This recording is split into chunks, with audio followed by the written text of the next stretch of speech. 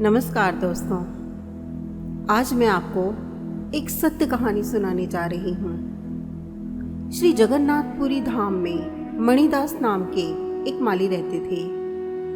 इनकी जन्म तिथि का ठीक से पता नहीं है, परंतु संत बताते हैं कि मणिदास जी का जन्म संवत 1600 के लगभग जगन्नाथपुरी में हुआ था। फूल माला बेचकर जो कुछ मिलता था उसमें से साधु ब्राह्मणों की वे सेवा भी करते थे। दीन दुखियों को, भूखों को भी दान करते थे और अपने कुटुंब का काम भी चलाते थे।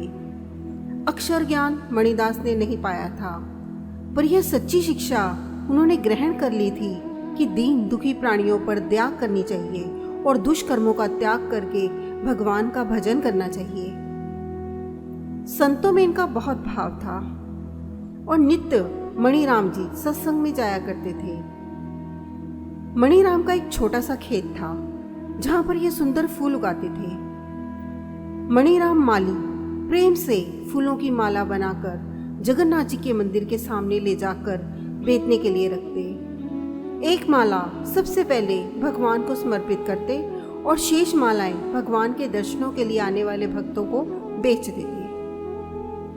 फूल मालाएं बेचकर जो कुछ धन आता उसमें साधु संत गौ सेवा आदि करते और बचा हुआ धन अपने परिवार का पालन पोषण करने में खर्च करते। कुछ समय बाद मणिदास के पत्नी और पुत्र एक भयंकर रोग की चपेट में आ गए और एक एक करके दोनों का परलोकवास हो गया। जो संसार के विषयों में आसक्त माया मोह में लिपटे प्राणी हैं, वे संपत्ति तथा परिवार का नाश होने पर दुखी होते हैं और भगवान को दोष देते हैं, किंतु मणिदास ने तो इसे भगवान की कृपा मानी। उन्होंने सोचा, मेरे प्रभु कितने दयामय हैं कि उन्होंने मुझे सब बोझ से बंधन मुक्त कर दिया।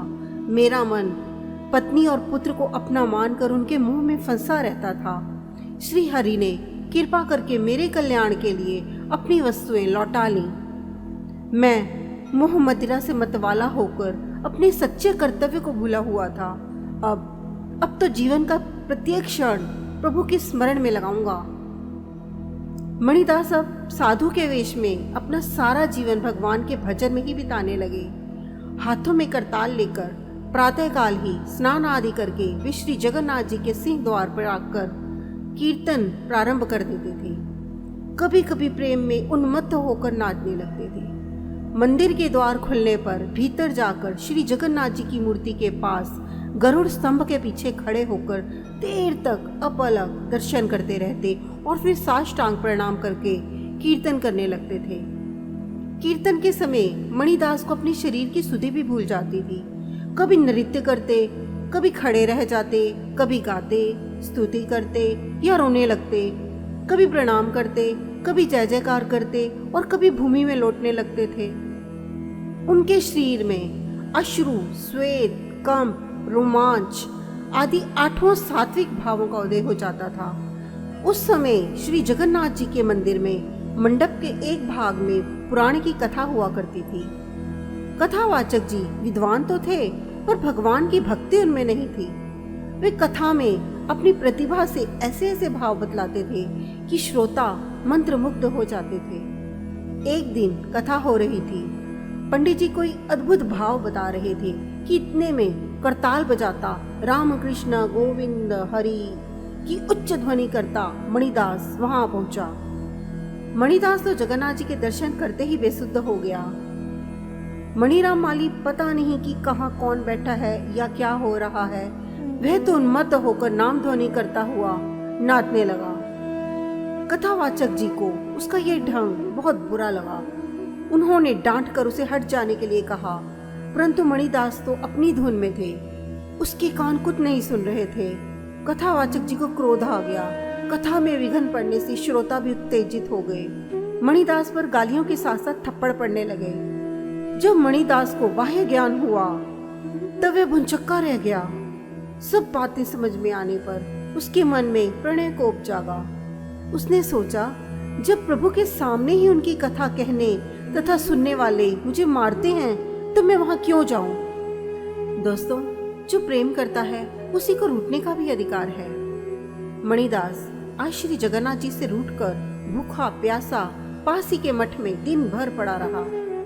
मंदिर में संध्या आरती हुई, पट बंद हो गए, पर मणिदास आया नहीं। रात्रि को द्वार बंद हो गए। राजा को स्वप्न में श्री जगन्नाथ जी के दर्शन हुए। प्रभु कह रहे थे, तू कैसा राजा है, मेरे मंदिर में क्या होता है, तुझे इसकी खबर भी नहीं रहती। मेरा भक्त मणिदास नित्य मंदिर में करताल बजाकर नृत्य किया करता है। तेरे कथावाचक ने उसे आज मार मार कर मंदिर से निकाल दिया। उसका कीर्तन सुने बिना मुझे सब फीका जान पड़ता है।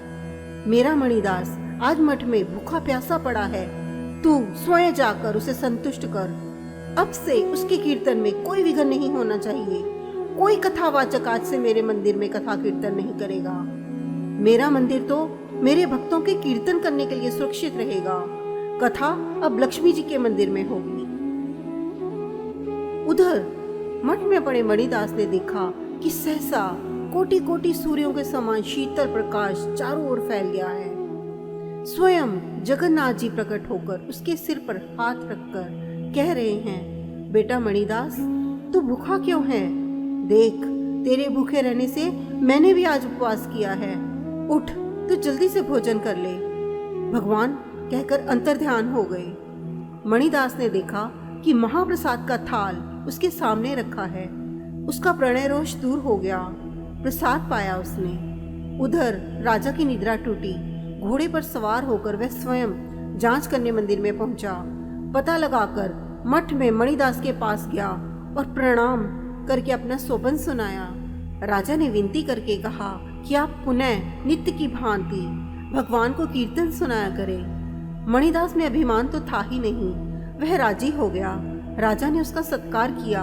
करताल लेकर मणिदास स्तुति करता हुआ श्री जगन्नाथ जी के सम्मुख पुनः नृत्य करने लगा। उसी दिन से श्री जगन्नाथ मंदिर में कथा का वाचना बंद हो गया। कथा अब लक्ष्मी जी के मंदिर में होती है। दिव्य धाम गमन। मणिदास जीवन भर श्री जगन्नाथ जी के मंदिर में कीर्तन करते रहे। अंत में श्री जगन्नाथ जी की सेवा के लिए लगभग 80 वर्ष की आयु में मणिदास जी भगवान के दिव्य धाम पधारे। संतों ने मणिदास भक्त का जीवन काल संवत 1600 से 1680 यही बताया है। दोस्तों, ये तो थी एक भक्त की अपने भगवान के प्रति अटूट भक्ति, श्रद्धा। अगर आपको ये कथा पसंद आई हो तो इसे लाइक करें, शेयर करें और चैनल को सब्सक्राइब जरूर करें। नमस्कार।